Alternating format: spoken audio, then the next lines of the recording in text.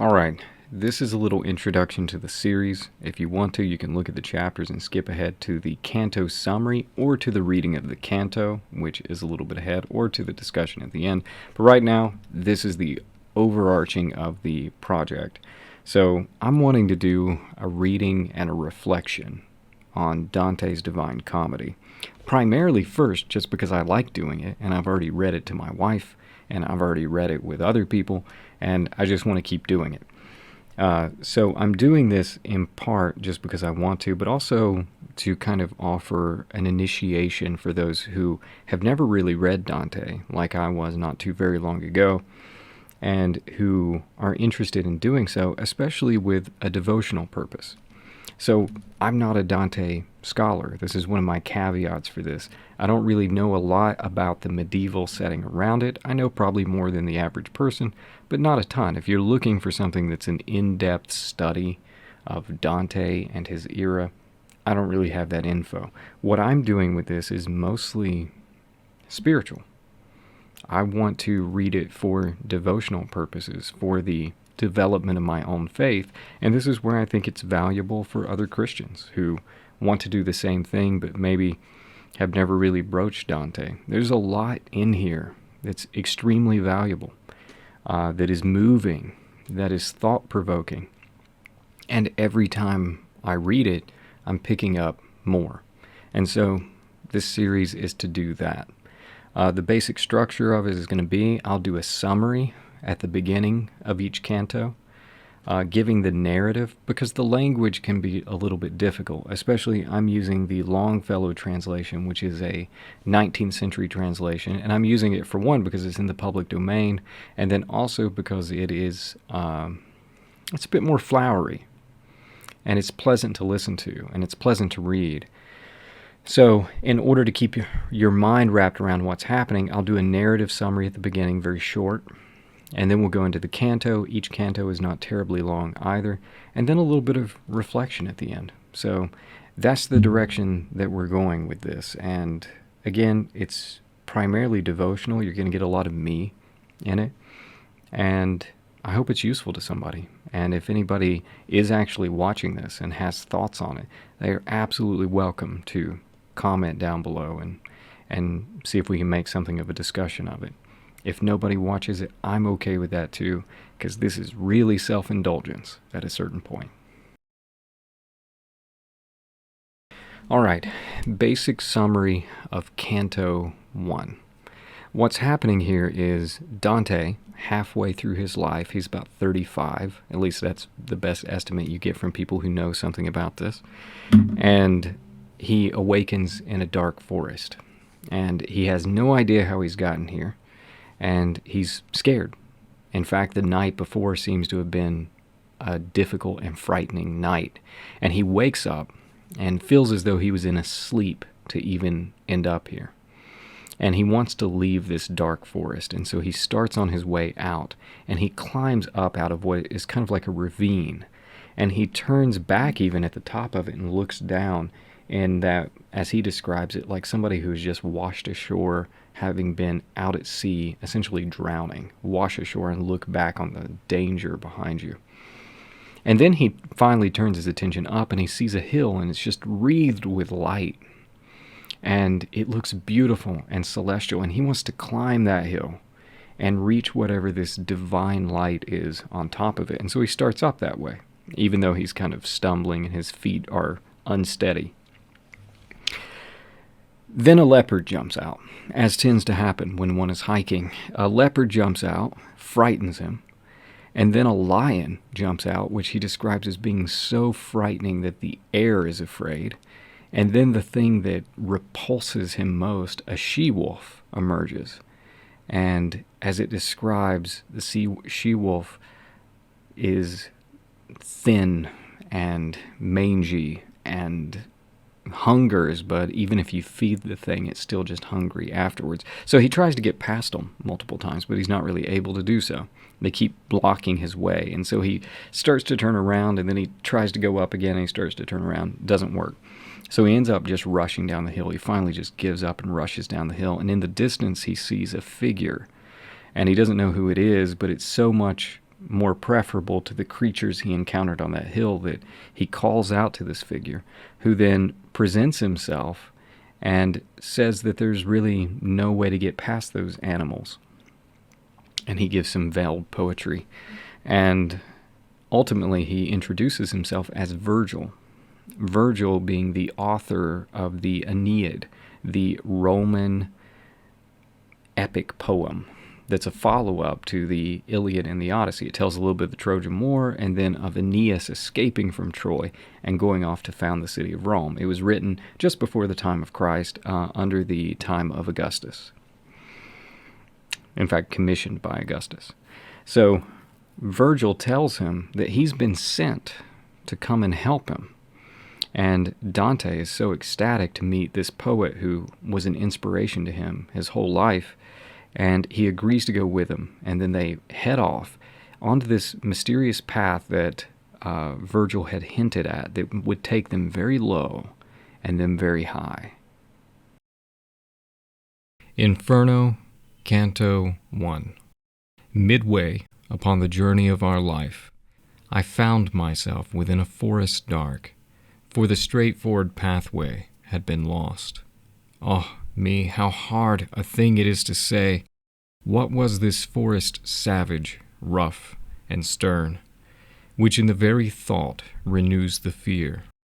So bitter is it, death is little more, but of the good to treat, which there I found, speak will I of the other things I saw there. I cannot well repeat how there I entered, so full was I of slumber at the moment, in which I had abandoned the true way.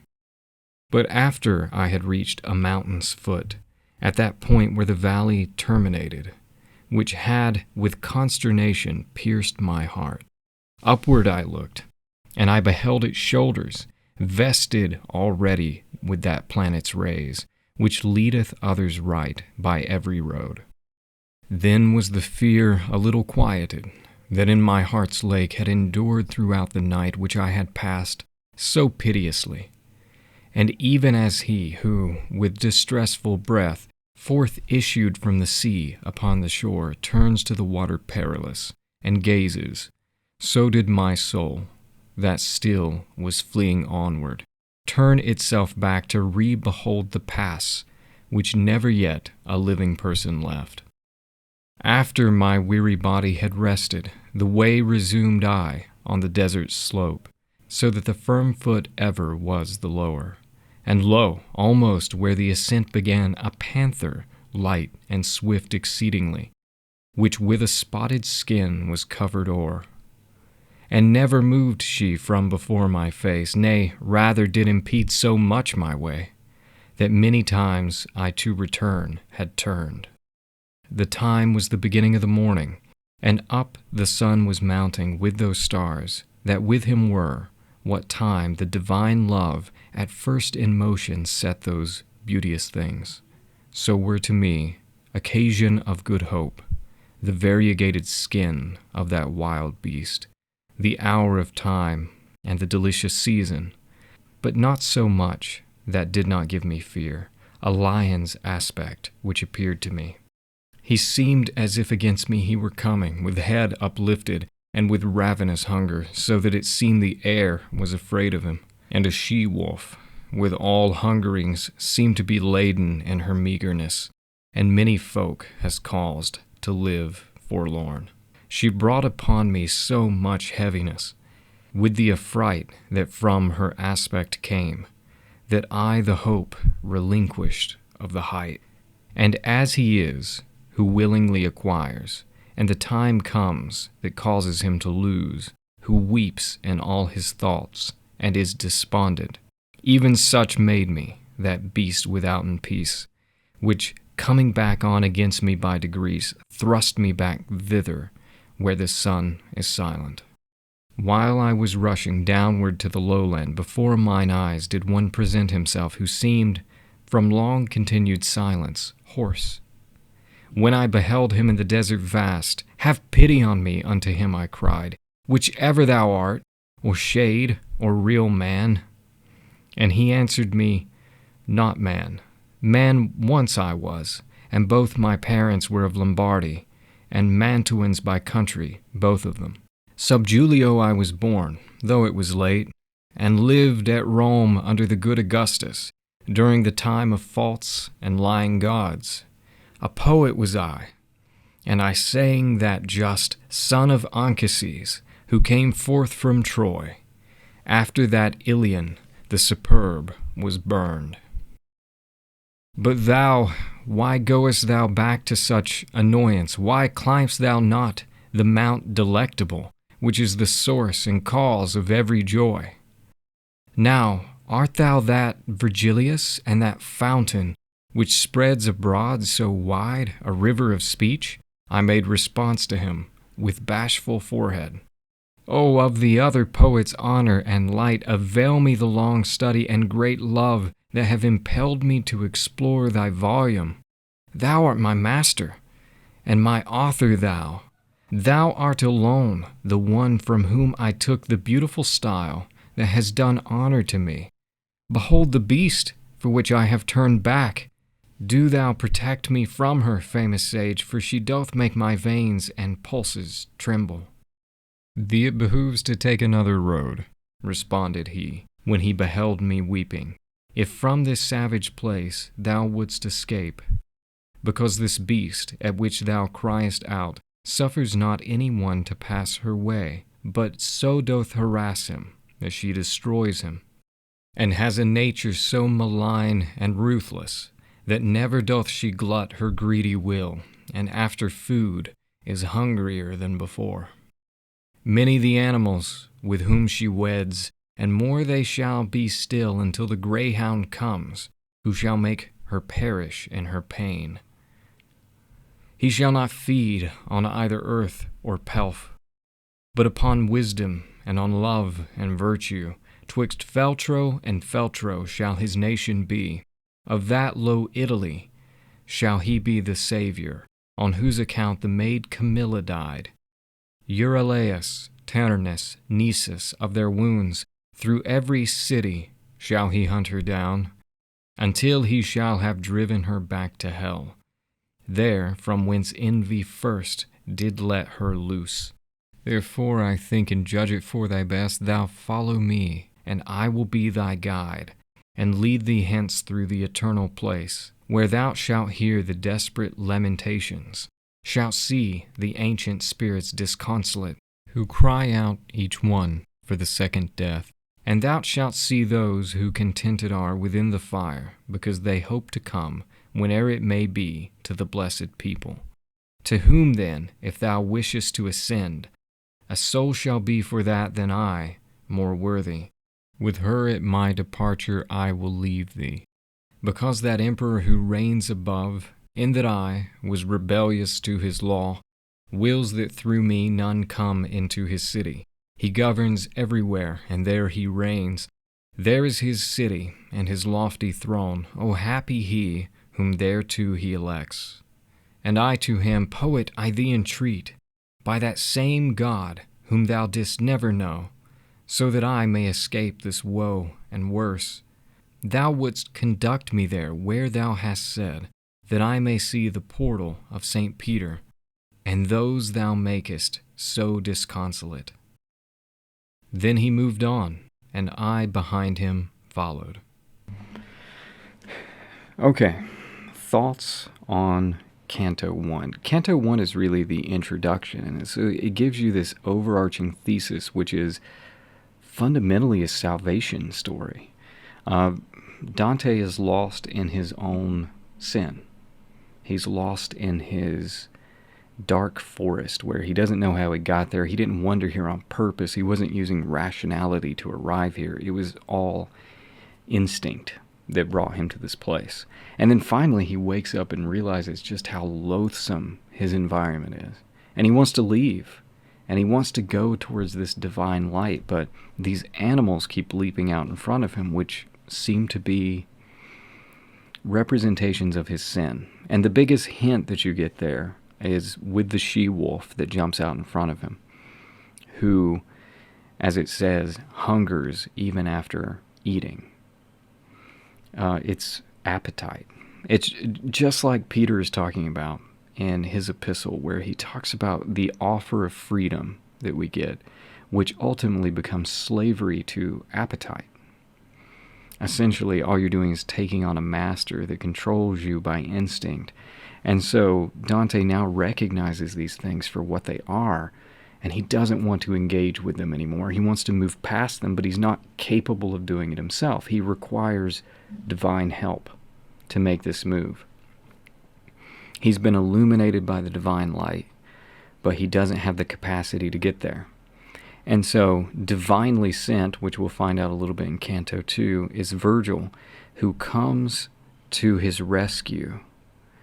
And Virgil, there's so many themes that are connected to Virgil, but I'll give two that you're going to see consistently, and I'm going to talk about because they make me emotional to think about them. But one of them is his role as a father, giving guidance, sure steps, showing where he has been before, and providing a wisdom that Dante has yet to learn. Throughout, you're going to see Virgil teaching, and sometimes it's very explicit, the lessons that he's offering up.